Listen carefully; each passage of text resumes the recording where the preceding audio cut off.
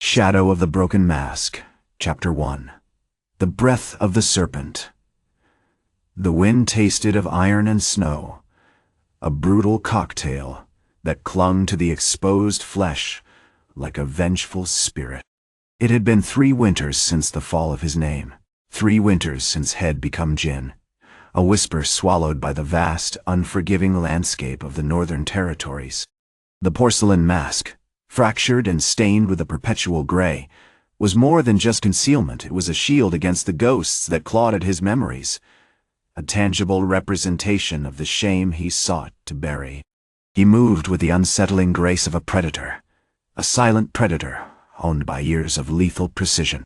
Each step was measured, a careful calculation against the treacherous drifts that had risen to his waist. The snow crunched under his worn leather sandals, a muted rhythm against the howling gale, a rhythm that felt increasingly like the beating of his own fractured heart. He wasn't hunting, not consciously. He wasn't seeking anything beyond the slow, agonizing erasure of himself. The terrain was brutal, a jagged maw carved into the heart of the Dragon's Tooth Mountains. Jagged peaks clawed at the bruised gray sky, perpetually shrouded in a veil of snow. Head chosen this location, this desolate pocket of frozen wilderness, specifically for its isolation. The northern winds, known locally as the Serpent's Breath, were said to carry the souls of the fallen, and Jinn found a perverse comfort in their chilling presence. They muffled his thoughts, blurred the edges of his regret. He hadn't planned to stumble upon Frostglen. It was a brutal, almost accidental discovery. A flicker of movement through the blizzard had alerted him to the town, a ragged, huddled mass of desperation clinging precariously to the mouth of a canyon. The stench of wet wool, wood smoke, and something far more sinister, the metallic tang of blood, had drawn him in. The initial observation was enough to confirm his darkest suspicions. The town was a cage. He watched from the lee of a snow-laden pine, the mask a useless barrier against the chilling wind that whipped across the canyon. The source of the stench was evident now. A company of men, clad in thick, dark iron armor, marched through the main street. They moved with a chilling efficiency, each step deliberate, each face a mask of cold, merciless authority. These were Kaelen's iron dogs, the magistrate's personal guard, rumored to be mercenaries imported from the south, hardened by a life of brutal service. Head learned about Kaelen through whispers carried on the wind, a man who'd risen to power through deceit and violence, consolidating his control over the mining operations within the Dragon's Tooth. The mining itself was a brutal affair, extracting a rare ore known as Dragon's Tears, a substance coveted by the imperial court for its strength and luminescence. But Kaelen wasn't interested in supplying the court. He was hoarding it, using it to fuel his ambition and maintain his iron grip on Frostglen and its people. The visual was sickeningly clear. The miners, a collection of gaunt, hollow-eyed men and women, were forced to descend into a network of dark, unstable caverns. The air was thick with dust, and the desperate coughs of those weakened by the unending labor. Head seen the skeletal remains of those who had succumbed to the cold, or the collapses, grim reminders of the magistrate's cruelty. Then he saw the children. A small group, no older than 10, huddled near the entrance to the mines, faces stained with dirt and fear. They were being watched. The unmistakable silhouette of an overseer, a hulking brute adorned with a spiked helmet, was approaching, his hand resting on the pommel of a massive warhammer. Something within Jinn, something long dormant and buried beneath layers of grief and regret, ignited. It wasn't rage, not precisely. It was a cold, precise awareness, a recognition of injustice, a desperate refusal to let another soul be crushed beneath the weight of tyranny. He moved, not with the studied elegance of a warrior seeking glory, but with the desperate, instinctive fury of a cornered animal. A flash of polished steel, a single brutal stroke, and the overseer's chain, forged thick and brutal, snapped like dry twigs. The overseer crumpled, stunned and disarmed, his warhammer clattering against the stone. The children scattered, disappearing into the swirling snow. The moment hung in the frigid air, punctuated only by the howl of the serpent's breath. Jin retrieved the broken fragments of his mask, carefully piecing it back together, the shards a mirrored reflection of his own shattered identity. He knew, with a chilling certainty, that this act, this single, impulsive intervention, would draw attention. Kaelen wouldn't tolerate defiance. But as he turned to melt back into the blizzard, he felt not fear but a nascent sense of purpose. The serpent's breath continued its mournful song, but beneath its mournful cry, Jin could almost hear a single whispered word: revenge. Shadow of the Broken Mask, Chapter 2. The Frozen Echo. The storm had intensified, swallowing the canyon in a suffocating white. The air tasted of ice and ozone, and visibility was reduced to mere feet. Jin moved with a brutal efficiency born of necessity, the fractured porcelain mask a grotesque shield against the blizzard's assault. The rhythmic clang of his katana, cage shadow, against the rough-hewn stone of the canyon walls, was the only sound beyond the serpent's breath's lament. He wasn't hunting, not in the traditional sense. He was following the scent of disruption, of the disturbed calm that heralded Kaelen's arrival.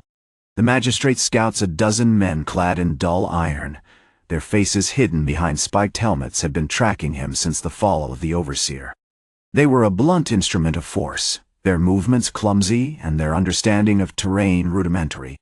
They were, however, relentless, fueled by Kaelen's promise of a reward, a small measure of coin and a brief respite from the mines for each captured Ronin. Jin encountered them first near the mouth of the cavern where the children had hidden, a patch of disturbed snow marking their passage. He didn't engage in a drawn-out duel. He knew Kaelen wouldn't grant him the luxury of honor. He moved like a ghost, a ripple in the snow, his katana appearing and disappearing in the swirling vortex. 3 of the scouts were silenced before they could raise their spears, each death a precise, agonizing severing of limb or throat. The remaining 9, momentarily stunned by the efficiency of the attack, hesitated, their heavy boots crunching in the frozen ground. 1, a younger man with a youthful pallor beneath the grime of the mines, broke formation, instinctively raising his spear. Jin met him with a whirlwind of steel. The young scout's shield shattered, his body crumpled to the stone, the spear clattering uselessly beside him. It wasn't a display of power, but a clinical dismantling, a stripping away of the threat with brutal minimalism. As the last scout fell, a single, guttural shout echoed through the canyon. The mask! Hez leading us! Kaelen arrived with the main force, 50 heavily armored men, their faces obscured by the shadows of their helmets, their movements coordinated with a disturbing rigidity.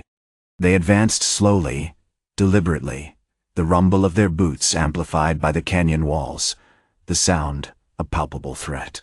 Jin watched them from a precarious perch atop a frozen waterfall, the spray of the icy water stinging his face. The setting sun cast long, distorted shadows, transforming the already unsettling landscape into a canvas of dread. He wasn't anticipating a direct confrontation, he was setting a stage. He had observed the miners, their weariness, their despair. They were not warriors. They were men broken by forced labor and the constant threat of death. Their understanding of defense was limited to bolstering the crumbling cave walls and setting rudimentary traps, mostly piles of loose rock, designed to slow a charging enemy. He triggered those traps now.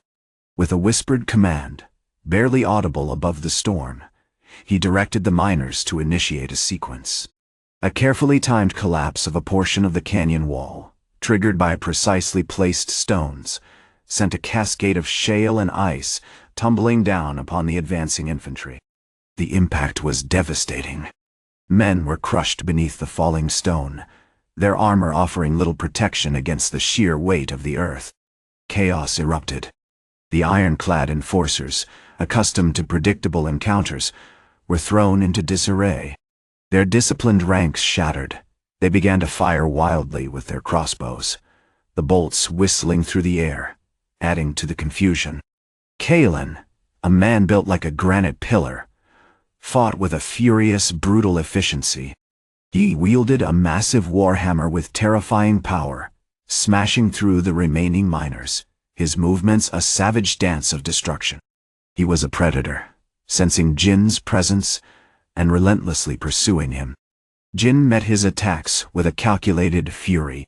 He moved through the chaos like a phantom, his katana flashing in the storm, deflecting blows, exploiting weaknesses in Kaelen's armor. He wasn't seeking victory, he was sowing discord, accelerating the inevitable. Suddenly a crossbow bolt struck him in the arm, searing through his worn leather sleeve.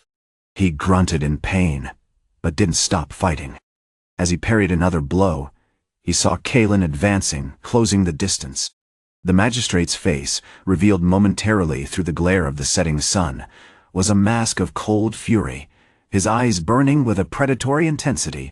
"The Ronin, you will not escape," Kaelen roared, bringing his warhammer down in a sweeping arc. Jin dodged, narrowly avoiding the crushing blow.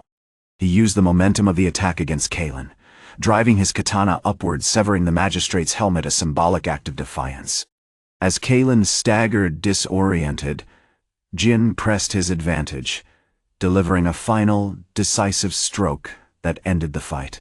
Kaelen fell, a broken figure amidst the carnage, his armor shattered, his body a testament to the brutal efficiency of a lone Ronin's vengeance. As the last of Kaelen's men retreated, leaving their dead and wounded behind, Jin stood over the fallen magistrate, his katana dripping with blood.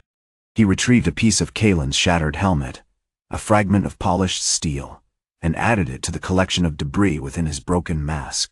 The serpent's breath continued its mournful song, but this time, a new note was woven into its lament, a chilling promise justice. Chapter 3. The Echo of Stone. The wind had died, not completely, but reduced to a keening sigh that clawed at the canyon walls.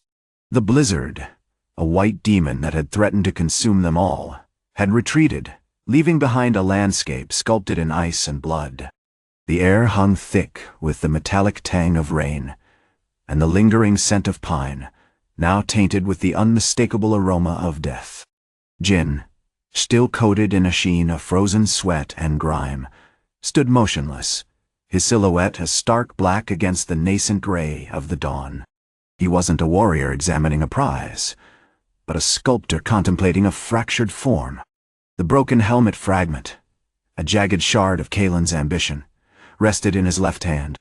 He turned it slowly, the cold steel a stark contrast to the warmth radiating from his core, a warmth born not of triumph, but of a grim, unsettling resolve. He didn't lift his katana. It lay discarded amongst the fallen enforcers, gleaming faintly in the weak light, a silent testament to the violence had unleashed. The villagers, cautiously emerging from the relative safety of the shrine, moved with a reverence bordering on fear.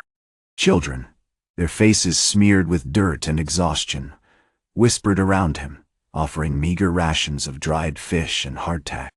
They didn't ask questions. They didn't need to. They simply witnessed. Their eyes, the color of the winter sky, reflected the grim beauty of the scene, the broken bodies, the pulverized stone, and the silent masked figure who had brokered this brutal peace. Old Man Ito, the village elder, a man whose face was a roadmap of hardship and wisdom, approached him with a slow, measured gait. He carried a simple wooden bowl filled with warm sake, its surface shimmering with condensation. "Ronin-san," he said, his voice raspy, "you spoke little, but your actions, they echoed through the mountains." Jin didn't respond, accepting the bowl with a deliberate, almost ritualistic gesture. He took a slow sip, the sake burning a path down his throat, a brief flicker of warmth against the relentless cold. "The magistrate was a cruel man," Ito continued, his gaze fixed on the frozen ground. "He took everything from us, our labor, our families, our hope. But he also took our lives. You repaid him with a necessary justice." Jin finished the sake, setting the bowl down with a soft thud. He finally spoke, his voice a low, gravelly murmur, barely audible above the wind's lament. "Justice is a heavy burden. It is not a weapon to be wielded lightly." He lifted his hand, revealing the shattered porcelain mask, now stained with streaks of mud and dried blood. The intricate carvings were partially obscured, the face beneath lost to the damage. It wasn't a disguise anymore, not really. It was a shield, a repository for the memories he desperately sought to bury. "I sought only to end the suffering," he said, his words echoing with an unsettling emptiness. The rock slide. It was not merely destruction. It was an unveiling. The canyon itself witnessed Kaelen's corruption, his greed. It silenced his lies. A young boy, no older than 10, tentatively approached, clutching a small, intricately carved wooden bird. "My father, he was one of the miners," the boy stammered, his eyes wide with a mixture of gratitude and terror. "He was trapped in the deepest cavern. You saved him, Ronin-san." Jin examined the wooden bird, turning it over in his hands with a surprising tenderness. He didn't offer words of comfort. Instead, he said, "The mountain remembers all things. The tree remembers all things." He placed the bird in the boy's hand, a silent offering, a small piece of life given to a world scarred by death. Suddenly, a tremor ran through the ground, a subtle vibration that quickly escalated into a low rumble. Dust and small stones began to fall from the canyon walls. Ito gasped, his eyes widening in alarm. "The mountains, they are restless." Jin's gaze hardened. He recognized the signs, the subtle shifts in the stone, the increased frequency of minor tremors. The carefully orchestrated collapse head triggered was beginning to unravel. The mountains, awakened by the violence, were seeking equilibrium. He turned to face the western wall of the canyon, his hand instinctively reaching for the hilt of his katana. "The trap is complete," he said, his voice devoid of emotion. "But the consequences, they will be far greater than we anticipated." The rumble intensified, growing into a deafening roar. A fissure snaked across the canyon wall, widening with terrifying speed. A cascade of rocks and debris erupted, burying several of Kaelen's remaining enforcers beneath tons of stone. The air filled with dust, obscuring the already bleak landscape. As the chaos subsided, a single unbroken path was revealed, a brutal scar carved into the mountain's flank. Jin stood at the edge of the newly formed chasm, his mask a dark sentinel against the stark white of the stone. He didn't look back at the carnage. He simply turned and began to walk, his footsteps swallowed by the rising dust, disappearing into the swirling snow. The serpent's breath continued its mournful song, but now, layered within its lament, was a chilling echo not of justice, but of consequence. And Jin, the shadowed Ronin, carried that echo within him, a silent burden for the roads ahead. Chapter 4. The Obsidian Vein. The wind, a relentless, rasping beast, clawed at Jin's mask as he moved, a dark silhouette against the bruised twilight. The dust from the canyon's upheaval clung to him like a shroud, a gritty testament to the violence had unleashed. He didn't hurry, didn't even seem to breathe deeply. Each step was measured, deliberate, as if he were tracing the contours of a forgotten battlefield etched onto the mountainside. The serpent's breath, the high-altitude wind known for its mournful cries, now seemed to carry a more sinister tone, a whispered warning of the shifting earth beneath his feet. He followed the newly opened chasm, a gaping maw of obsidian rock that plunged deeper into the mountain's heart than any mine had dared to penetrate. The air grew noticeably colder here, thick with the metallic tang of pulverized stone and a faint, unsettling scent, something ancient, something disturbed.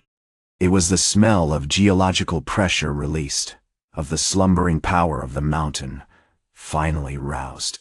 He wasn't seeking Kaelen. The magistrate, a brittle shell of a man consumed by fear and vanity, was already lost to the avalanche. Jin was seeking something far more profound, something that resonated with the unsettling stillness within him. He was hunting for the source of the mountain's awareness. The unsettling sentience had begun to perceive a subtle vibration in the stone, a feeling of immense, ancient sorrow. He found it near the base of the chasm, nestled within a pocket of relative calm shielded from the wind's fury. It was a vein, not of ore, but of a substance unlike anything had ever encountered. It pulsed with a dark, oily luminescence, radiating a low, almost subsonic hum. It was obsidian, yes, but not the volcanic glass he knew. This obsidian was alive.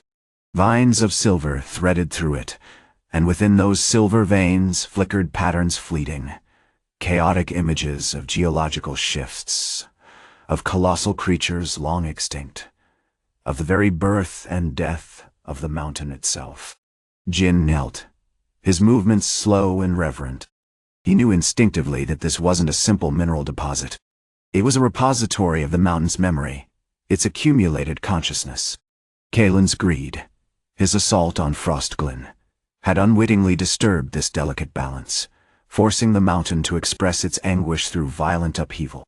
As he reached out a gloved hand towards the vein, a figure materialized from the shadows of the chasm, a young miner, no older than 15, named Ren. Ren was gaunt, his eyes hollowed by hunger and fear, but possessed a fierce, quiet resilience. Had been one of the few who hadn't succumbed to despair after the rock slide. "You shouldn't be here," Ren said, his voice a raspy whisper. This place, it doesn't forgive." Jin didn't respond, merely continued to examine the obsidian vein. "You understand," he finally said, his voice still a near silent murmur. "The mountain, it remembers." "It's a trap," Ren insisted, clutching a crudely fashioned wooden staff. Kaelen, he understood that. He tried to harness it, to use the mountain's power. But the mountain doesn't want to be used. Jin finally turned to Ren, his masked face unreadable. "You are perceptive, young one. But the mountain's fury isn't born of manipulation. It's born of grief. And grief, like a slow-spreading poison, can corrupt even the strongest will." He noticed a tremor, a subtle shift in the obsidian's luminescence. The images within the veins intensified, swirling faster, coalescing into a single, horrifying vision, a colossal beast, serpentine and scaled, rising from the depths of the mountain before collapsing back into the earth with devastating force. "The mountain remembers a time before man," Jin said, his voice gaining a slight edge. "A time when it ruled these lands. And now, it seeks to restore its dominion." Suddenly the ground began to tremble violently. The obsidian vein pulsed with an unbearable intensity, the silver veins glowing with a blinding light. The chasm seemed to widen further, and a guttural roar echoed from the depths, not the mournful lament of the wind, but a primal, terrifying sound. "The balance is shifting," Ren shouted, raising his staff defensively. "It's awakening!" Jin didn't move. He simply stared at the vein, a single drop of moisture tracing a path down his arm. "The consequence," he murmured, "is not merely devastation. It is rebirth." As the last vestiges of light faded from the obsidian, the tremors ceased. The roaring silence was even more unsettling than the chaos. The vein remained, but the intense luminescence had vanished, leaving behind only a dull, dark sheen. But something had changed. Jin felt it, a subtle increase in the mountain's awareness, a deepening of the sorrow within its ancient heart. And as he turned to leave, he knew that the true battle wasn't against Kaelen, or the enforcers. It was against the mountain itself, against the awakening of a power that threatened to consume them all. The shadows deepened, concealing his movements as he retreated, leaving Ren alone with the unsettling presence of the obsidian vein, a silent witness to the mountain's burgeoning wrath. The serpent's breath continued its mournful song, but now Intertwined with its lament was a chilling promise, a promise of a darkness that would rise from the depths, a darkness born of ancient sorrow and fueled by the broken mask of a disgraced Ronin. Chapter 5. Echoes in Stone. The snow continued its relentless assault, a white, deafening roar against the granite face of the canyon. Jin moved with the economy of a shadow, his breath a visible plume in the frigid air, his movements guided by an intuition honed by years of solitary hardship. He wasn't tracking Kaelen. Not directly. He was tracking the mountain. Ren, bundled in furs, scavenged from the frozen remains of a fallen enforcer, trailed behind, his weathered face etched with a grim preoccupation. "The tremors are more frequent, Jin-san," he said, his voice strained against the wind. "The mountain, it remembers. It remembers what was broken."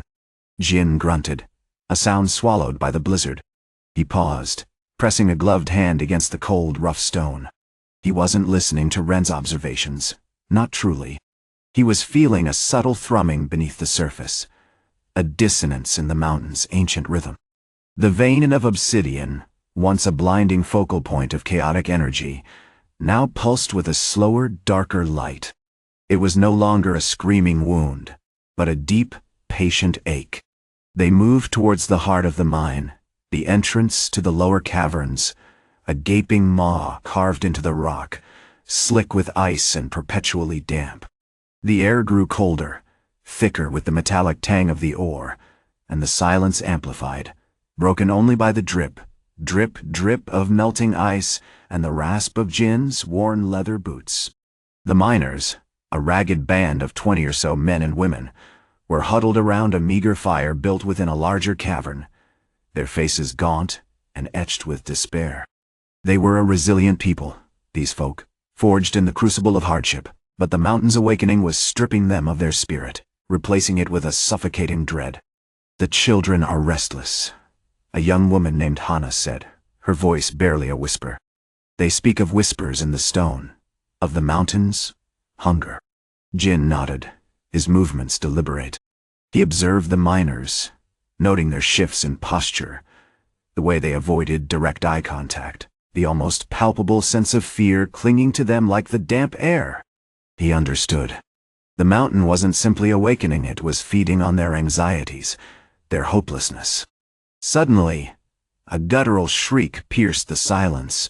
A young boy, no older than 10, stumbled out of the darkness, clutching his arm, a raw, bleeding gash marring his skin. "The shadows, they moved," he cried, his voice choked with terror. The miners reacted instinctively, scrambling back, their faces illuminated by the flickering firelight. Ren raised his staff, ready to defend, but Jin silenced him with a subtle gesture. "Observe," he said, his voice a low rasp. He approached the boy, examining the wound, then carefully examining the area around the boy, a patch of the cavern floor that seemed to shimmer slightly, distorting the light. "The mountain doesn't simply attack," Jin murmured, his fingers tracing the dampness on the stone. "It corresponds. It amplifies." He pulled a small pouch from his belt, extracting a handful of finely ground herbs, a mixture of sedative and calming agents, had painstakingly prepared from mountain plants. He gently applied the paste to the boy's wound, murmuring soothing words in a language lost to time, a language of the mountain itself. As the boy calmed, a strange phenomenon occurred. The obsidian vein pulsed brighter, bathing the cavern in an eerie crimson light. The air grew thick with a low, humming vibration, and the shadows deepened, coalescing into fleeting, almost humanoid shapes that danced at the periphery of their vision. "It's responding to your touch, Jin-san," Ren said, his voice filled with a mixture of awe and terror. "You are becoming a conduit." Jin didn't respond, but he continued to examine the cavern floor, his movements growing more frantic. He noticed a pattern intricate, almost geometric markings etched into the stone, obscured by layers of dust and grime. He brushed away the debris with his sleeve, revealing the full extent of the carvings. They weren't random. They depicted grotesque figures, ancient spirits trapped within the mountain, and something else, something vast and terrifying, a being of pure shadow and stone. The prison, Jin whispered, his voice laced with chilling understanding. The mountain isn't just awakening. It's remembering how to contain it. As he spoke, the shadows in the cavern solidified, forming a towering, indistinct shape. It wasn't a physical being, but a presence, a weight of sorrow, of rage, of forgotten power. The tremors intensified, and a deafening roar echoed through the caverns, not the mournful lament of the wind, but a primal, horrifying scream that seemed to tear at the very fabric of reality. The obsidian vein blazed with an unbearable light, and Jin, his face hidden behind the shattered porcelain mask, raised his sword. It wasn't an attack, not yet. It was a ward, a desperate attempt to channel the mountain's own power, to force the imprisoned entity back into its tomb. The battle had begun not against Kaelen, not against the enforcers, but against the heart of the mountain, against the darkness that threatened to engulf them all. And the shattered mask, a symbol of his disgrace, became a conduit for a cold, relentless vengeance, fueled by the echo of a forgotten promise and the suffocating sorrow of a broken world. Chapter 6. The Heart of Stone. The blizzard hadn't relented. It hammered against the canyon walls with the force of a vengeful god, a white curtain blurring the already treacherous landscape. Inside the main cavern, the tremors had become a constant, sickening pulse, vibrating through the bone and steel of Jin's armor.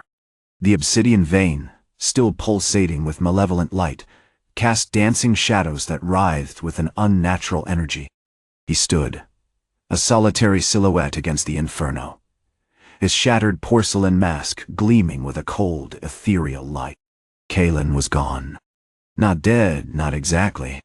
The collapse had been too swift, too chaotic for any lingering traces of the magistrate's physical presence, but the influence remained a chilling residue of raw power that clung to the air, twisting the shadows into mocking shapes. Jin knew, with a certainty that bypassed reason, that Kaelen hadn't simply fallen, he had been absorbed, consumed by the mountain's awakening. Around him, the miners hardened men and women, faces etched with the horrors of the mines and the desperation of survival, moved with a grim, focused efficiency. Torches sputtered, casting frantic flickers across the rock faces. They operated like a single oiled machine, tending to the carefully positioned supports, reinforcing the illusionary traps, their movements deliberate, almost ritualistic. They weren't fighting a battle, they were maintaining a meticulously crafted illusion, a temporary shield against the encroaching darkness. "The stone speaks, Ronin-san," Old Man Ito, the village elder, said, his voice a rasping counterpoint to the mountain's roar. He gripped a crudely fashioned mallet, its head studded with quartz crystals. "It remembers. It demands balance." Ito had been a scholar of forgotten lore before the magistrate's arrival, and he possessed the unsettlingly calm demeanor in the face of annihilation. "This isn't merely a fight against the magistrate. It's a fight against the prison itself." Jin grunted, his movements economical, precise. He wasn't a commander, a strategist. He was a blade, honed by years of solitude and fueled by a vengeance as cold and sharp as the obsidian. His katana, cage shadow, flowed through the darkness, testing the structural integrity of the cavern walls, sensing the subtle shifts in the mountain's energy. He focused on the ward, channeling his own grief, his rage, his broken honor a relentless torrent into the blade. The light from the vein intensified, bathing him in an unbearable radiance, a baptism of despair. Suddenly, a guttural growl echoed through the cavern, not from the mountain, but from within Jin. The porcelain mask seemed to press against his face with a newfound intensity, as if attempting to communicate with the entity trapped within the stone. He felt a fragment of memory, a flash of a past he desperately tried to bury. A young samurai, kneeling before a fallen lord, swearing an oath under a blood-soaked moon. The promise he rasped, the whisper lost in the blizzard's fury. It binds us. It corrupts us. The shadows coalesced further, forming a towering, vaguely humanoid shape, its surface shifting and swirling like liquid darkness. It wasn't solid, but it possessed an undeniable weight, an unbearable pressure that squeezed the breath from Jin's lungs. He raised Cage, not as a weapon, but as a conduit, attempting to resonate with the entity's chaotic energy. Then, a new sound emerged. Layered beneath the mountain's scream, a chorus of disembodied voices, whispers in a language older than humanity, speaking of forgotten rituals and blasphemous geometries. The miners cried out in terror, clutching at their weapons, their faces illuminated by the horrifying light. "Don't look at it," Ito screamed, but it was too late.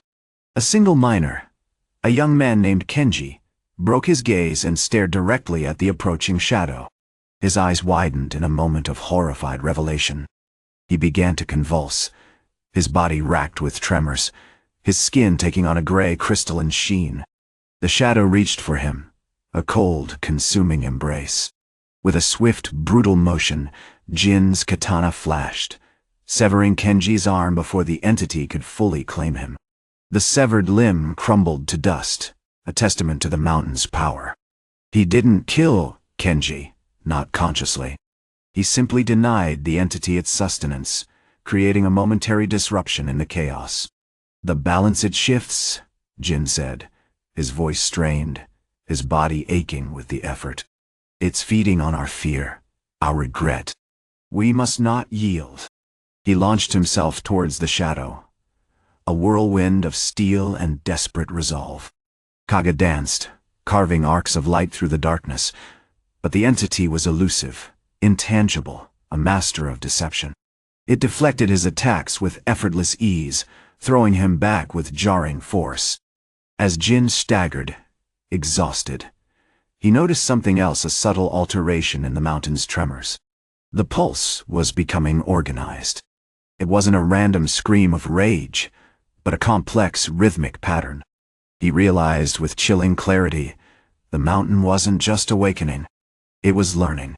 It was anticipating. And he, the dispossessed Ronin, was a single flawed note in a symphony of unimaginable horror. The shattered mask, once a shield against memory, now felt like a brand, sealing his fate to this terrifying, lonely struggle. Chapter 7.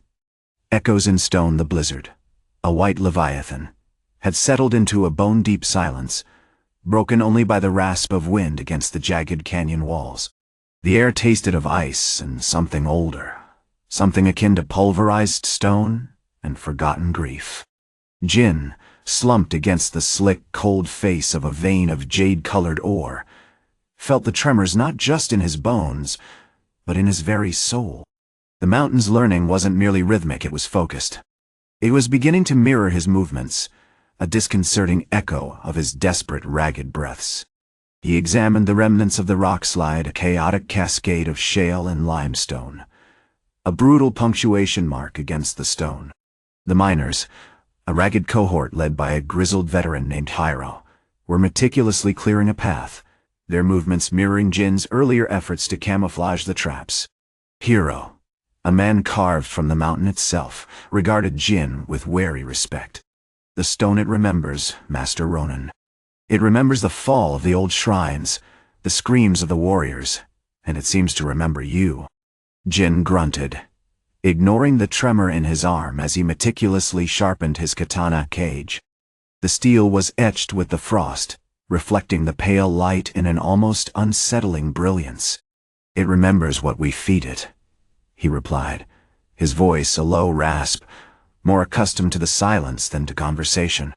"Fear, regret, despair. These are the stone's fuel." He was grappling with a chilling realization. Kaelen hadn't simply summoned a monstrous entity, he had cultivated a conduit, channeling the mountain's dormant power through the collective trauma of the land, and, crucially, through the villagers' suffering. The mountain wasn't a chaotic force, it was a predator, refined by generations of grief and repression. Suddenly, a shift. The tremors intensified, no longer just a subtle pulse, but a distinct guttural throb, emanating from deep within the canyon. The air thickened with a strange metallic scent. Hero shouted, raising a hand to silence the miners. "The mountain speaks." The ground beneath Jin's feet began to buckle. Not violently, but with a deliberate, unsettling grace. The miners, surprisingly, reacted with a strange, almost instinctive understanding, bracing themselves against the movement, subtly shifting their positions. It was as if they were attempting to harmonize with the mountain's rhythm. From the heart of the canyon, a fissure began to open, not a jagged, destructive crack, but a perfectly smooth, descending spiral of obsidian. It pulsed with a dark, internal light, mimicking the unnatural glow of the ore. At the bottom, a single, perfect stone, the size of a man's head, floated suspended. It was a deep, bruised purple, radiating an unbearable cold. "The eye," Hero whispered, his face pale. "The mountain's gaze." Jin recognized the significance immediately. The entity hadn't sought to consume him, not directly. It was observing, studying, learning to exploit his vulnerabilities. This stone was an amplification, a node in the mountain's burgeoning intelligence, feeding off the very desperation that drove Jin's actions. He drew cage, the blade singing a mournful note as it left the scabbard. "We cannot fight a mind, only its instruments," he said, his hand tightening on the hilt. "We must disrupt the flow." He launched himself toward the obsidian stone, a blur of motion amidst the swirling snow. But this time, the entity anticipated him. It didn't deflect his attack, it absorbed it. Kage struck the stone, sending a shower of sparks. But the stone remained unscathed. Instead, the tremors intensified, sending a wave of disorientation through Jin, forcing him to his knees. As he struggled to regain his footing, he noticed something horrifying. The stone wasn't just absorbing his energy, it was projecting images, not visions, but feelings. He was flooded with the faces of the villagers, their fear, their exhaustion, their utter hopelessness. He saw the moment Head first arrived in Frostglen, the despair Head felt, the burgeoning darkness within himself. Then, he saw Kenji. Not the dying, skeletal figure from the shrine, but a younger Kenji, laughing with the children, his face alight with a genuine joy that Jin hadn't realized Head lost. The entity wasn't simply feeding on fear, it was feeding on loss. Realization crashed over him with the force of a landslide. The mountain wasn't sentient, not in the way Head imagined. It was a repository of memories, a vast, echoing chamber of suffering, and Kaelen, the magistrate, had learned to unlock it. Suddenly, a new tremor, sharper, more precise, struck. He looked up to see the miners, not acting instinctively, but coordinating their movements with terrifying accuracy, manipulating the remaining structural weaknesses in the canyon walls. They were not just executing a plan, they were playing with the mountain. The shattered mask, cold against his face, felt heavier now, a constant reminder of his role in this terrifying dance. He understood then. He wasn't fighting a monster, he was fighting a reflection, a distorted, amplified version of himself, born of his own despair, and fueled by the mountain's ancient sorrow. And he knew with a chilling certainty that to survive, he would have to confront not just Kaelen, but the ghost within the stone. Chapter 8. Echoes in Stone. The blizzard had intensified, a whiteout swallowing the canyon in its icy embrace. The air tasted of snow and something older, something like dust and regret. Jin stood on the precarious rope bridge, a narrow strip of frozen timber stretching across a chasm that seemed to bleed into the heart of the mountain. Below, Kaelen was a silhouette of crimson and steel, his iron armor reflecting the flickering light of the magnesium flares Head deployed. The magistrate moved with a brutal efficiency, his crossbows spitting bolts that dissolved into the swirling snow, each shot a deliberate taunt. Kaelen hadn't roared, hadn't even attempted a tactical advantage. He was enjoying this, feeding on Jin's frozen resolve. A broken mask, he spat, his voice amplified by the wind. A broken spirit. You were a warrior, Ronin, once. Now you're just a shivering echo, clinging to a pointless vengeance. Jin ignored him, focusing on the unsettling rhythm of the mountain. He felt it now, not as a passive repository of memory, but as a living, breathing entity, subtly shifting beneath his feet. Its tremors not random, but deliberately orchestrated. The miners, those silent architects of this deadly stage, weren't merely triggering the weaknesses, they were conducting the mountain's agony. He brought his katana, Kurogane black blade up, the polished steel a dark mirror reflecting the flickering chaos. It wasn't a weapon of aggression, but of precision. Each movement was deliberate, a conversation with the mountain itself, a slow, painstaking dance of pressure and release. You mistake my sorrow for a weapon, Magistrate, Jin said, his voice a low rasp, barely audible above the howl of the wind. This mountain remembers. It remembers all things lost, all things broken, and it chooses to return the favor. Suddenly, a bolt clipped his shoulder, the impact jarring him. He didn't flinch, didn't draw attention to his wound. Instead, he used the momentum to rotate, narrowly avoiding another shot, the flare momentarily illuminating the brutal face of the magistrate.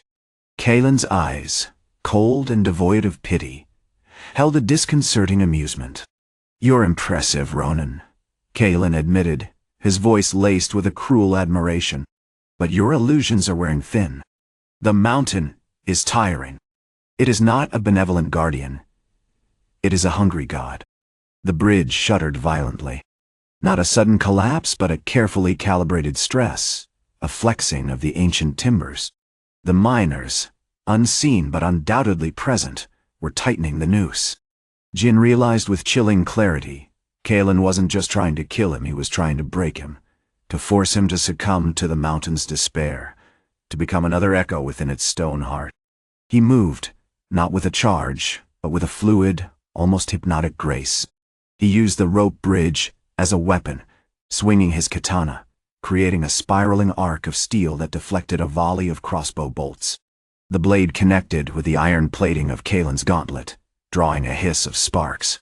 You fight like a man possessed, Kaelen snarled, drawing his own katana, a brutal, oversized blade, stained with countless battles. Driven by a past you can never escape. But Jin wasn't fighting against Kaelen. He was fighting through him. He saw it then, in the magistrate's desperate movements, in the frantic adjustments of his armor, in the way he clung to the bridge, trying to force it to yield. Kaelen was a puppet, a vessel controlled by the mountain's will. As Kaelen lunged, a desperate, wild attack, Jin sidestepped, using the momentum to pull the bridge's support beam downwards with a precisely aimed blow. The wood groaned, a mournful sound swallowed by the blizzard, and with a sickening crack, a section of the bridge splintered, cascading downwards into the abyss. Kaelen stumbled, momentarily losing his footing. The wind ripped at him, howling a dirge of loss. Jin didn't pursue. He knew this wasn't a victory. It was a step into the mountain's trap. Then, he understood. The tremor wasn't a random event, it was a response, a collective exhale of the mountain's rage. He looked up to see the miners, their faces grim but resolute, positioning themselves around the remaining section of the bridge, creating a barricade. A final, suffocating wall. He felt it then, a wash of images, a torrent of memory. He wasn't just witnessing the mountain's sorrow, he was becoming it. He saw the faces of the miners, not with fear, but with an unbearable grief. He saw Kenji, young and vibrant, laughing as he taught the children to build miniature dams in the creek. A joyful memory, instantly tainted by the knowledge that it was fleeting, destined to be swallowed by the mountain's relentless hunger. The shattered mask against his face pressed tighter, a searing brand of guilt and understanding. He was not a warrior seeking justice. He was a vessel of sorrow, an instrument of the mountain's vengeance. And he knew, with horrifying certainty, that the only way to truly defeat Kaelen, and perhaps himself, was to relinquish the fight and allow the mountain to claim him, to become one with its echoing, unending grief. Chapter 9. Echoes in Stone. The blizzard had shifted, a malevolent ghost dancing across the canyon walls. The snow, no longer a simple impediment, now felt pregnant with a weight, a silent, insistent pressure. Jin stood motionless, his posture a study in stoic despair, the porcelain shards of his mask biting into his flesh. The miners, a wall of weathered faces etched with exhaustion and a newly recognized fear, held their ground, their crude spears angled defensively, a pathetic but defiant barrier against the mountain's encroaching wrath. Kaelen hadn't moved. He remained at the edge of the collapsed bridge, a figure sculpted from arrogance and oiled leather, his crossbow trained on Jin with chilling precision. The wind whipped his crimson banner, a stylized iron fist, clutching a dripping gemstone, and the stench of ozone clung to the air, a testament to the magistrate's desperation. It wasn't the pursuit of vengeance that drove Kaelen, not anymore. The rockslide had shattered his carefully constructed narrative of control, revealing the chilling truth he was merely a puppet, dancing to the tune of a force far older and more potent than himself. "You will become another stone," Kaelen rasped, his voice strained against the gale. "This land, this mountain, it remembers. It punishes." Jin offered no response. He simply stared, his eyes, shielded by the mask, reflecting the bruised purple of the twilight sky. He felt the tremor not in his muscles, but in the marrow of his bones, a resonance with the mountain's agony. The memories weren't just his own. They were woven into the very fabric of the land, a tapestry of suffering spun over centuries. Then, Kenji appeared. It wasn't a sudden emergence, but a slow, agonizing realization. Kenji, the boy who had taught him how to build those miniature dams, the boy who had shown him a fleeting moment of unadulterated joy, was now at the front of the barricade. He wasn't wielding a spear, he was kneeling, carefully placing small stones, meticulously constructing a miniature channel around the base of the remaining bridge support. Jin understood. Kenji wasn't trying to defend them, he was attempting to appease the mountain. He was offering it a gift, a reflection of the joy it had swallowed, a gesture of acceptance. A cold, utterly devastating clarity descended upon Jin. He hadn't come to liberate the villagers had been drawn here, a moth to a fatal flame, by the mountain's sorrow. He hadn't sought to defeat Kaelen, had been compelled to witness the magistrate's inevitable demise, a predictable unfolding of the mountain's ancient justice. The images intensified, flooding his senses. He saw the miners' ancestors, the first settlers of Frostglen, carving their lives out of this unforgiving landscape, their struggles mirrored in the relentless erosion of the stone. He saw the brutal conflicts, the desperate raids, the petty betrayals all absorbed into the mountain's memory, fueling its silent, consuming rage. He raised his katana, not in a gesture of attack, but of surrender. The steel, normally a conduit for lethal precision, now felt heavy, cold, an extension of the mountain itself. "You misunderstand," he finally whispered, the words lost in the wind, barely audible even to himself. "I was not meant to fight." Kaelen laughed, a brittle, hysterical sound. "Fight? You, a ghost, a shadow? You think you can defy this?" He fired. The crossbow bolt screamed through the air, a silver streak against the darkening sky, but Jin remained unmoved, a statue carved from granite and grief. The bolt struck his mask, shattering the porcelain into 1,000 glittering fragments, scattering across the snow. As the last shard disappeared, Jin felt the last vestiges of his own identity dissolve. The mountain's voice, no longer a distant rumble, was now a torrent within his mind. It wasn't a voice of anger, but of profound, heartbreaking sadness. It spoke of loss, of time, of the cyclical nature of destruction and rebirth. He saw the miners falter, their faces etched with a shared understanding. They weren't fighting for survival anymore, they were offering their lives to the mountain, accepting their fate with a quiet dignity. He lowered his katana. The tremor began again, stronger this time, a deep, guttural vibration that shook the very ground beneath their feet. The remaining section of the bridge groaned, protesting the immense pressure. Kaelen, realizing the futility of his resistance, attempted to flee, but it was too late. The mountain had tightened its grip, its sorrow coalescing into a tangible force. Before he could even raise a hand, the ground shifted beneath him, swallowing him whole. He vanished into a fissure that opened with the agonizing shriek of displaced stone, leaving behind only a spray of dust and the echoing whisper of the mountain's lament.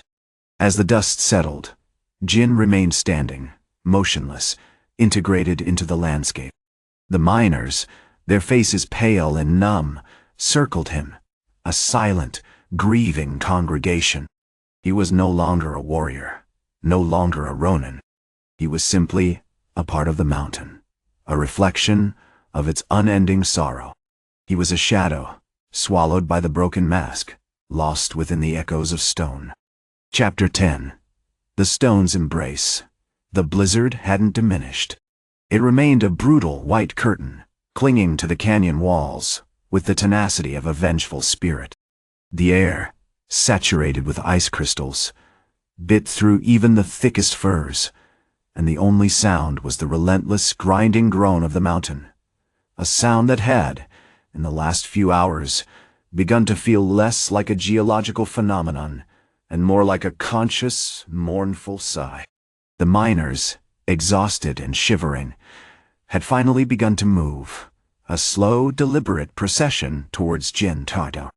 They weren't offering prayers, not in the conventional sense. Their reverence was quieter, deeper, a shared acknowledgement of the terrible, beautiful act that had unfolded.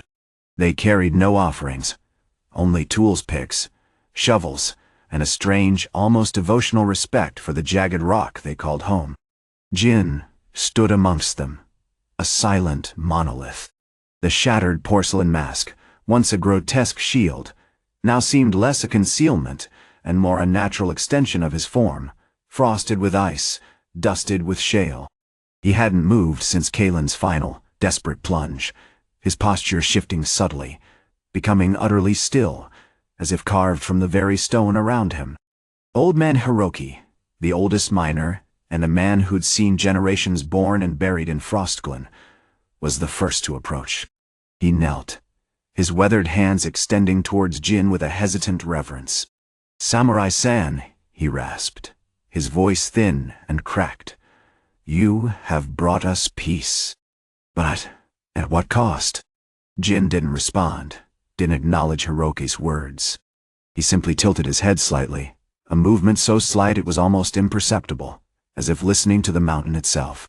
The tremor continued, a deep, resonant hum vibrating through his bones, a sensation that no longer threatened to overwhelm him, but instead felt familiar. A young woman, Hana, whose face still bore the soot and terror of the initial raid, stepped forward and laid a single, perfect white snow rose at Jin's feet. It was a stark, fragile offering against the brutal backdrop, a symbol of something lost, something desperately cherished. As she did, the mountain's lament intensified. The ground shuddered with a force that stole Jin's breath, and he felt a jarring sensation not of pain, but of recognition. He wasn't simply hearing the mountain, he was feeling it.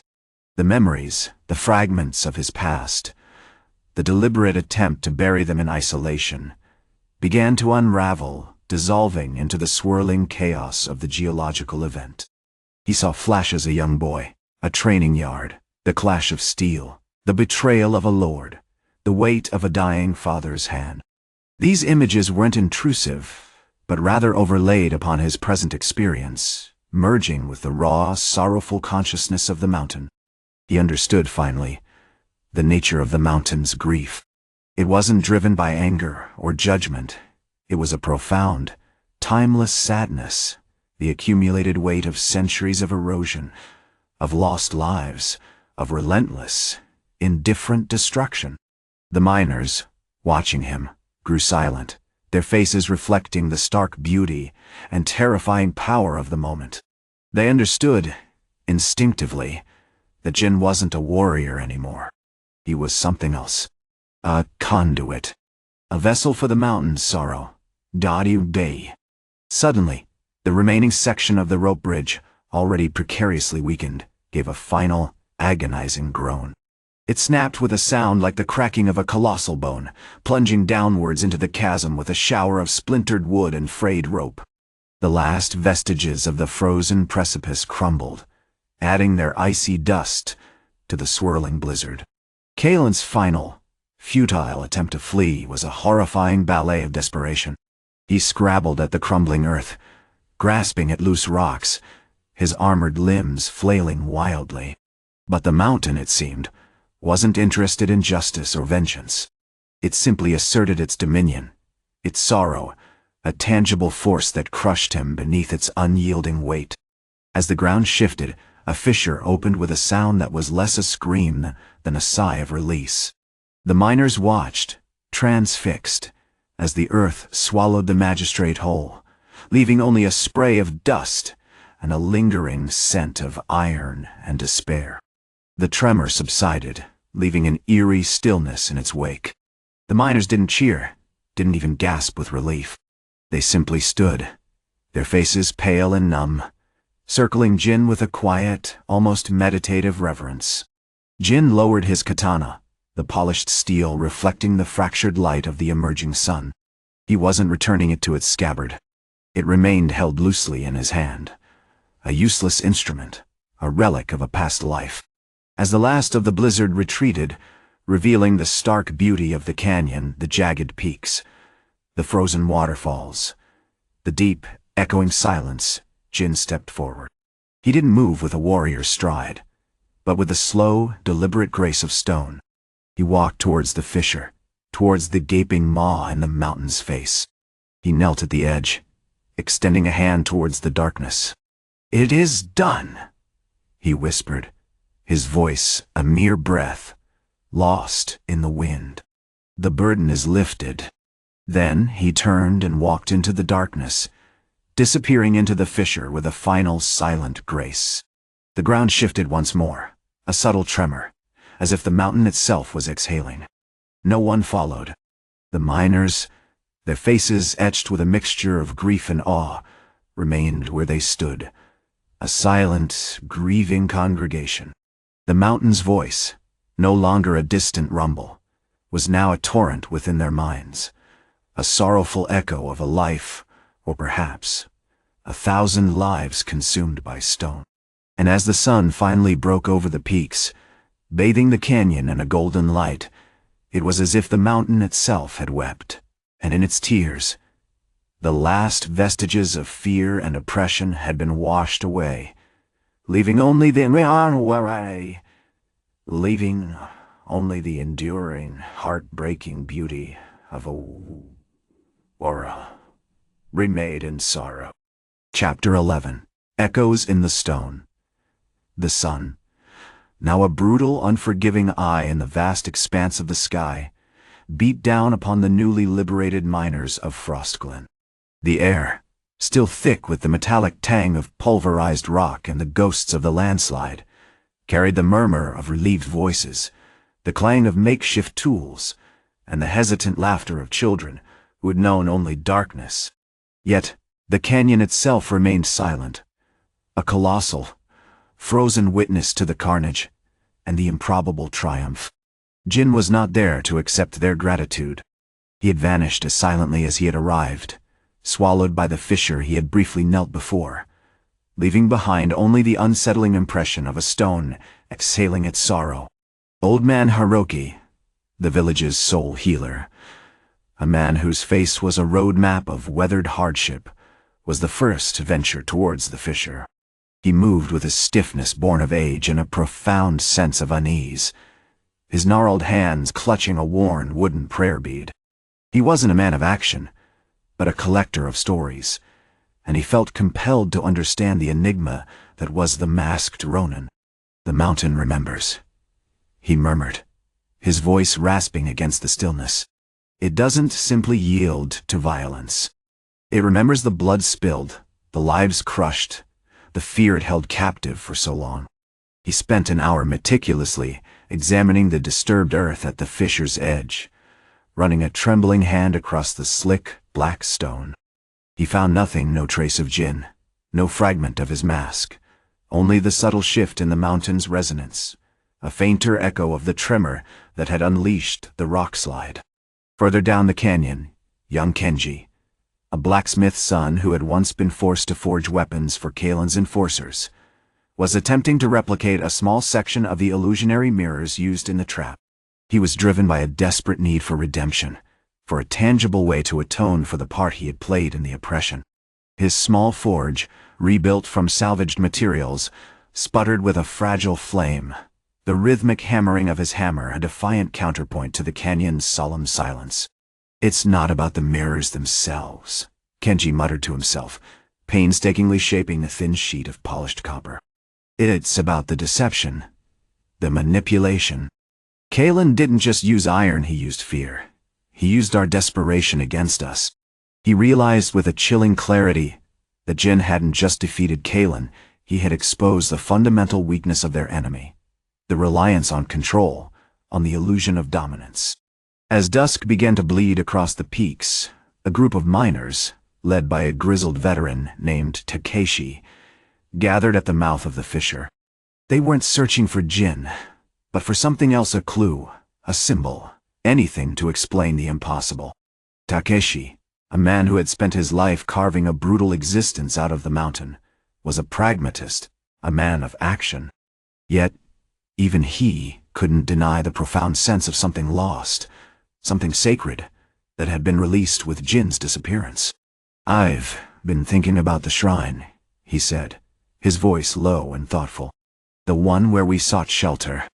It wasn't just a place of refuge. It was listening. Like the mountain itself." He pointed to a scattering of smooth gray stones near the shrine's crumbling entrance. These were placed there, deliberately. A plea, a ward against the darkness. Someone knew. Someone knew what was coming, and sent him.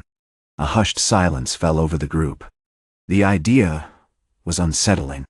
Were they pawns in a larger game, manipulated by forces beyond their comprehension? The implications were terrifying.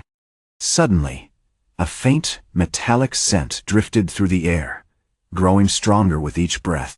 It was the smell of rust, of blood, of something ancient and deeply embedded within the stone. As the last rays of sunlight vanished, a single, perfect porcelain shard, a fragment of Jin's mask, lay nestled amongst the gray stones near the shrine, reflecting the faint glow of a lantern. It wasn't a sign of violence, but a poignant reminder of the man who had walked into the darkness and vanished without a trace. Kenji carefully picked up the shard, turning it over in his hands. It was flawless, untouched by the surrounding stone. He felt a strange connection to it, a flicker of recognition, as if he had known this object all his life. "He didn't just erase the Tyrant," Kenji whispered, his voice thick with emotion. "He erased a part of himself, a part of all of us.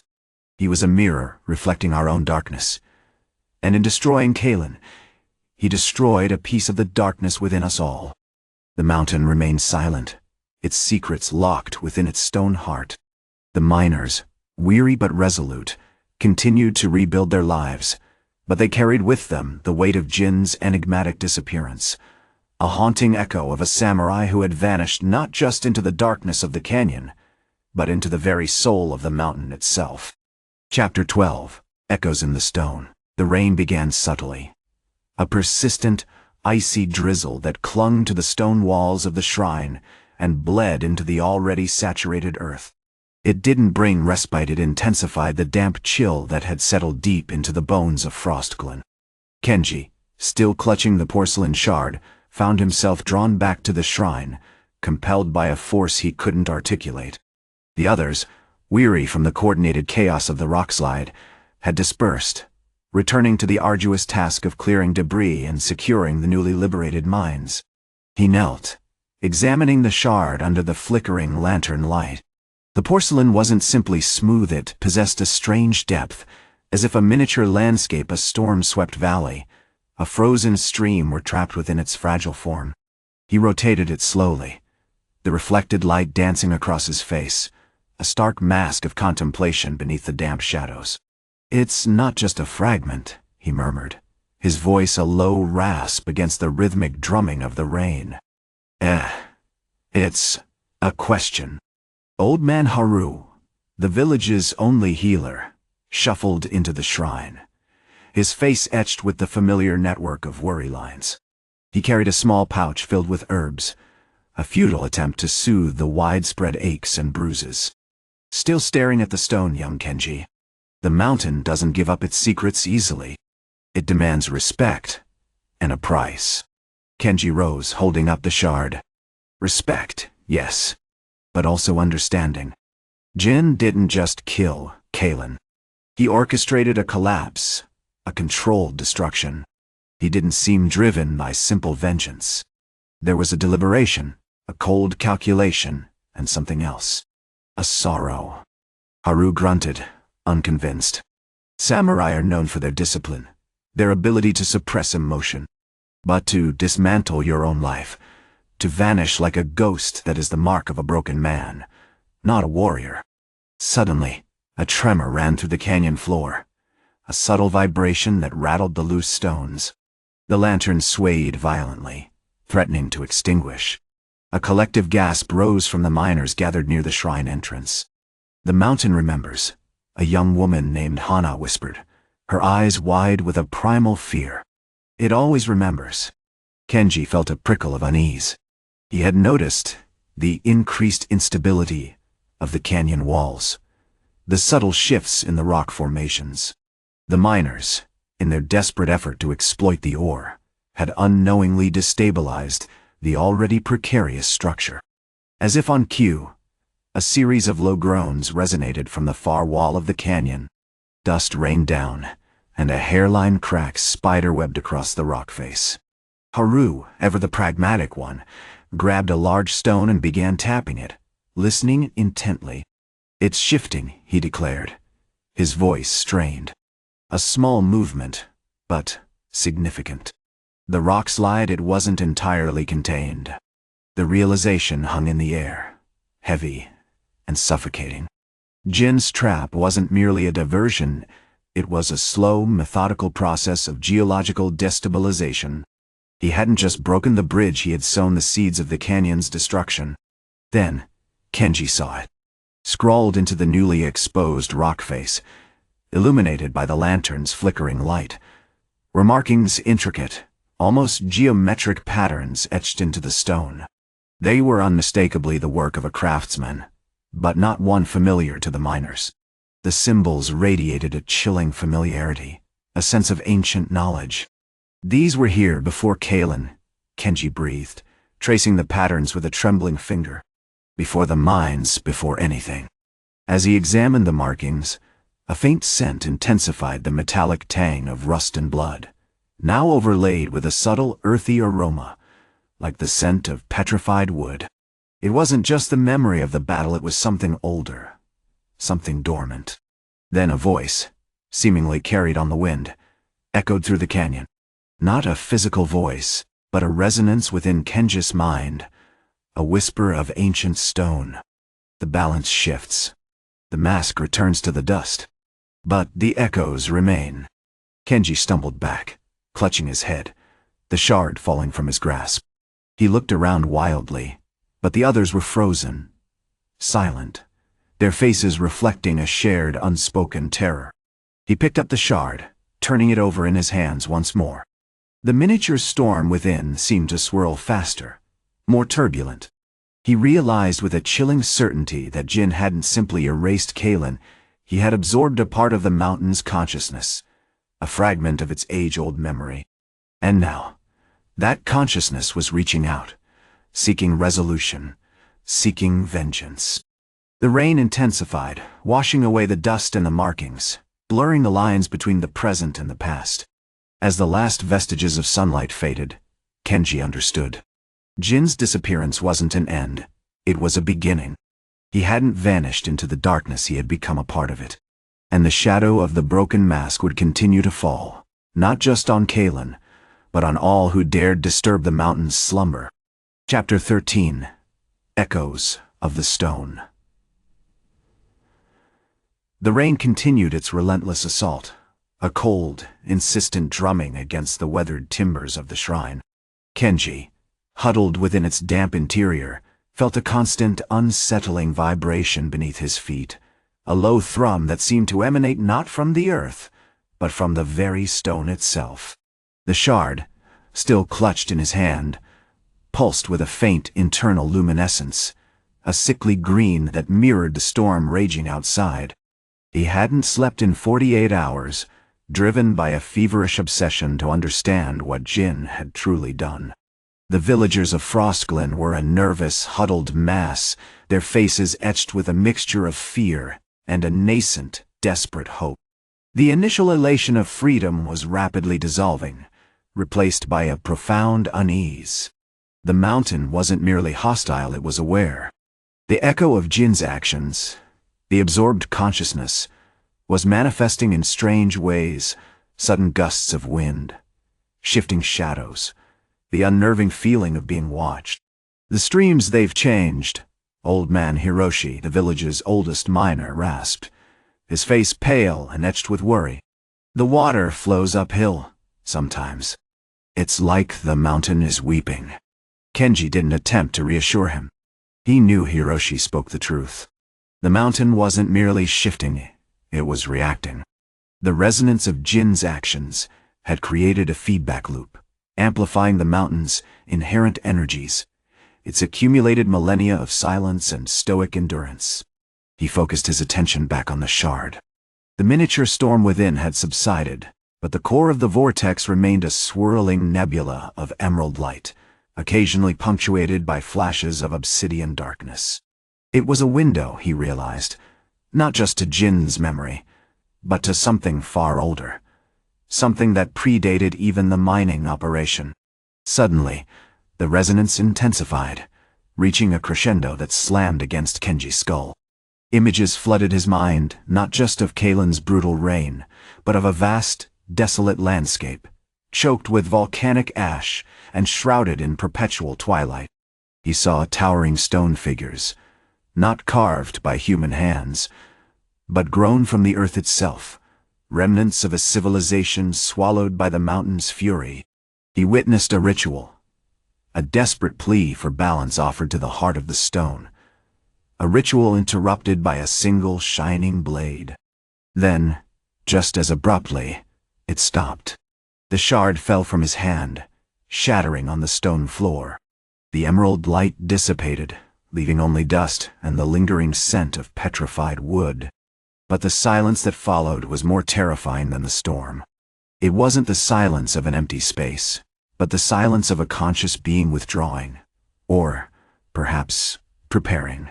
He was a guardian, Kenji whispered, his voice hoarse. Not just of honor, but of this place. A conduit for its will. A young girl, Hannah, one of the children rescued from the mines, approached him hesitantly. She held out a small, intricately woven pouch filled with river stones. "My grandmother says these stones hold the mountain's song," she said, her voice barely audible. "She gave them to you, Kenji, to listen." Kenji took the pouch, his fingers tracing the patterns woven into the cloth. As he did, he felt a surge of cold, primal energy flow through him. He closed his eyes, focusing on the sensations, the texture of the stones, the dampness of the air, the relentless rain. He heard it then, not with his ears, but with his soul, a chorus of whispers, a lament of ages, a deep, sorrowful song. The iron binds, the shadow lengthens, the mountain remembers. Kenji understood. Jin hadn't simply ended Kaelen's life. He had completed a cycle, a necessary act of preservation. Kaelen's greed, his exploitation of the mountain's resources, had disrupted the balance. Jin, wielding the knowledge of the ancient guardians, had restored that balance, but in doing so, he had become inextricably linked to the mountain's fate. He looked out into the rain-swept canyon, a chilling realization dawning upon him. The shadow of the broken mask wasn't a reflection of Jin's vengeance, but of the mountain's enduring anger. And that anger was not directed at Kaelen alone. It was directed at all who dared to disturb its slumber. As he rose to his feet, he noticed something new, a faint, shimmering trail of footprints leading away from the shrine, disappearing into the deepening shadows.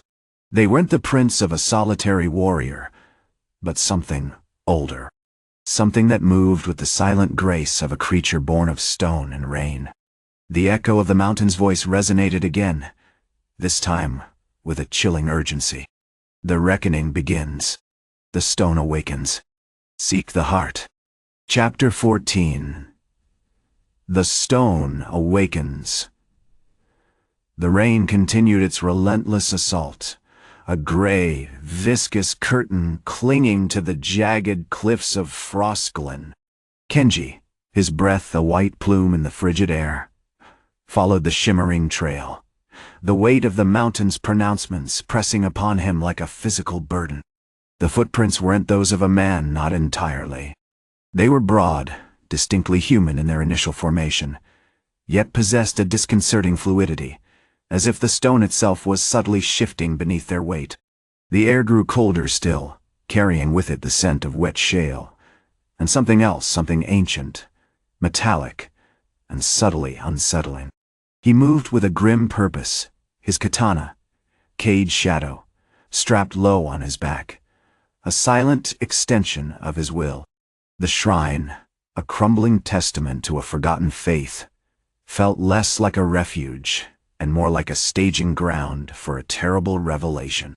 The villagers, huddled in the makeshift shelter of the town square, damp, mud-stained collection of hastily erected tents, regarded him with a mixture of awe and fear.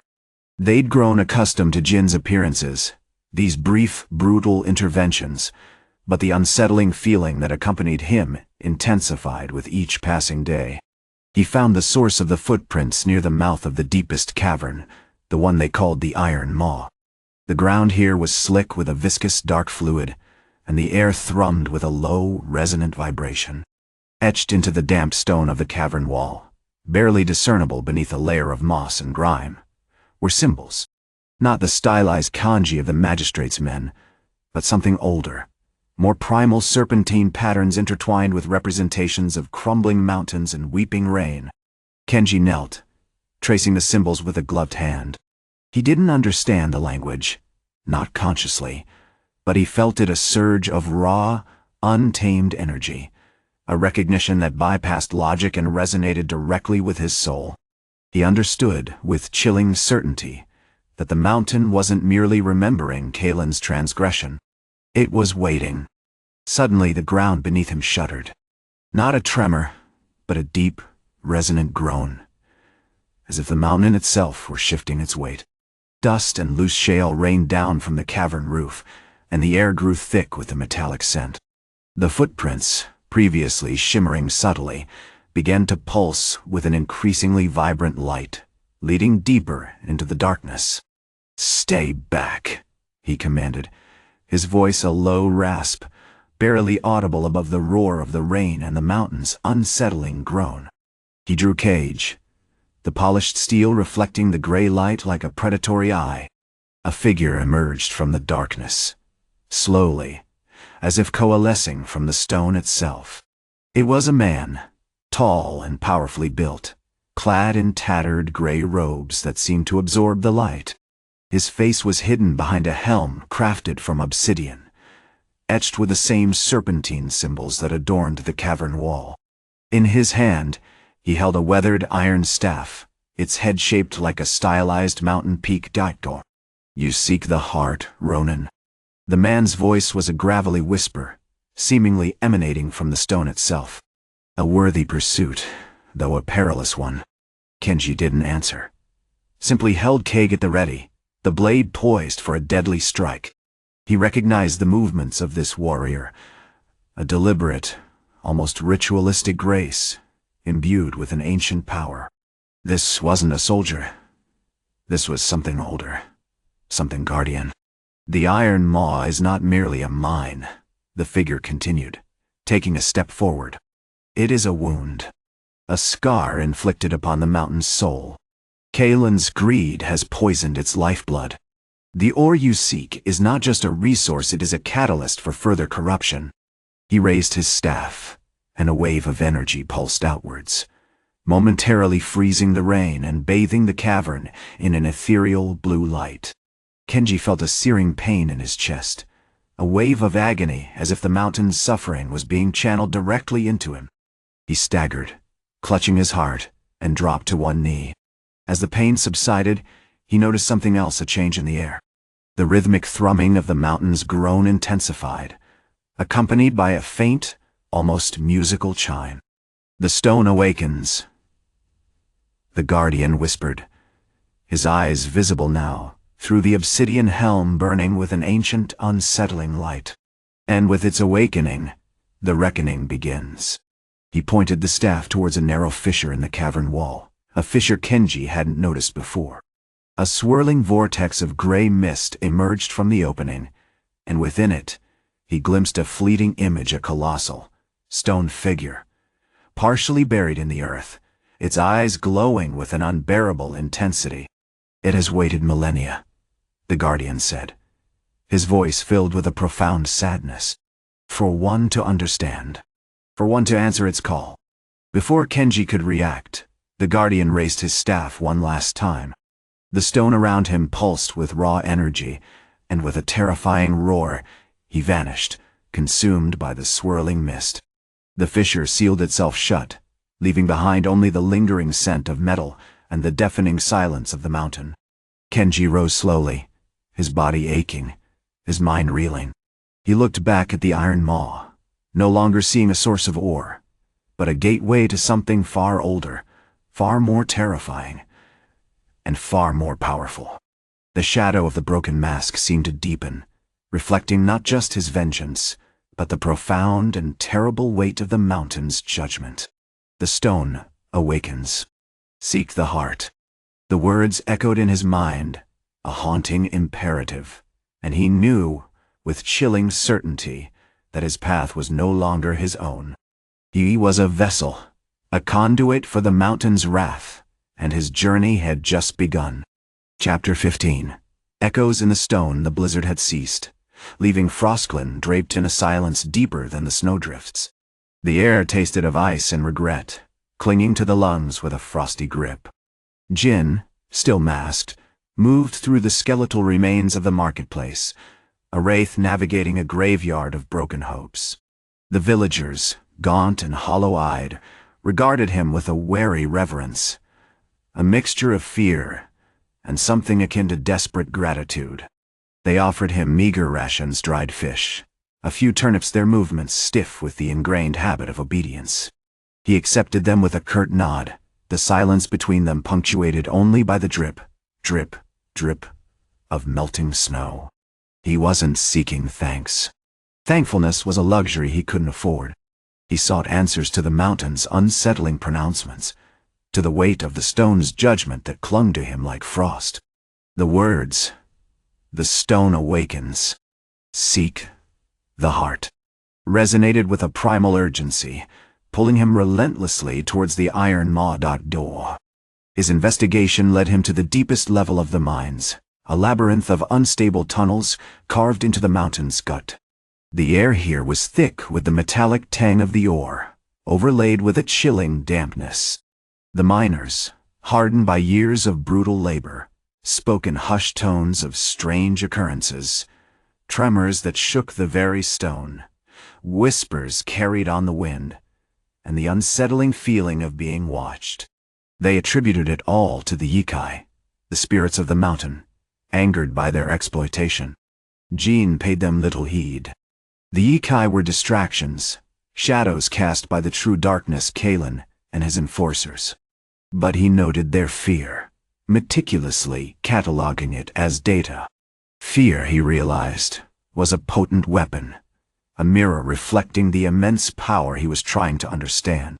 He discovered a chamber unlike any he had encountered in the mines, a vast, circular space dominated by a colossal pillar of obsidian. It wasn't naturally formed, the stone was too perfectly shaped, too deliberately positioned. Etched into its surface were intricate patterns, geometric spirals that seemed to shift and writhe before his eyes, depicting scenes of forgotten battles and stylized mountain spirits. As he approached, he felt a pressure in his skull, a resonance that mirrored the unsettling warmth of the obsidian helm, a ghostly echo of that earlier encounter. Then he heard it, a low hum, vibrating through the stone, growing steadily in intensity. The air shimmered, and from the base of the pillar, a faint, phosphorescent glow began to emanate. It pulsed with a rhythm, mirroring the beat of his own heart, drawing him closer. Suddenly, a figure materialized from the light, not a warrior, not a spirit, but a man. An elderly miner, his face etched with the weariness of a lifetime spent in the darkness, his eyes vacant and filled with a horrifying recognition. You understand," the miner rasped, his voice a dry whisper. "The heart calls to those who listen." Before Jin could react, the miner's body dissolved into motes of light, rejoining the pulsing glow of the obsidian pillar. He didn't fall, didn't resist. He simply ceased to be. The pillar's hum intensified, and the patterns on its surface became more pronounced, revealing a central cavity. Within, nestled amongst a bed of shimmering ore, lay a single perfectly formed heart, not of flesh and blood, but of solid, jet-black stone, mirroring the obsidian pillar. As Jin reached out to touch it, a voice, ancient and immense, resonated not in his ears, but directly in his mind. "You have proven yourself worthy, Ronin. You have borne witness to the suffering and the silence. You have understood the mountain's need." He grasped the stone heart. The moment his fingers closed around it, a torrent of images flooded his mind, visions of a civilization lost beneath the mountain, a people who revered the earth and its hidden energies. He saw them channeling the mountain's power, using it to create, to heal, to protect. Then, he witnessed their hubris, their reckless exploitation of the mountain's energy, culminating in a cataclysm that sealed their fate and birthed the Iron Maw. "They sought to control what could not be controlled," the voice intoned, "and for that, they earned this judgment." As the vision subsided, Jin felt a profound shift within him. The cold detachment, the carefully constructed mask of vengeance, began to crumble. He understood now the mountain wasn't simply seeking retribution, it was seeking balance. It wanted to reclaim the stolen energy, to restore the harmony that had been shattered millennia ago. But the voice added a chilling caveat. "The heart will not restore what was lost. It will replace it.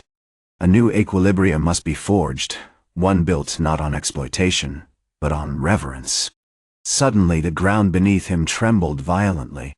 The obsidian pillar groaned, and fissures spider-webbed across its surface. The air filled with a high-pitched whine, and from the deepest recesses of the mine, a dark, swirling mist began to rise, coalescing into a vaguely humanoid form, an echo of the stone guardian, infused with the mountain's raw energy. Jin knew then that the reckoning had truly begun. The stone awakened, and with it, a force far more ancient, far more terrifying, and far more demanding than he could have ever imagined. He tightened his grip on the stone heart, steeling himself for the battle to come. The shadow of the broken mask remained, but now it was overlaid with the cold, unwavering light of the mountain's judgment.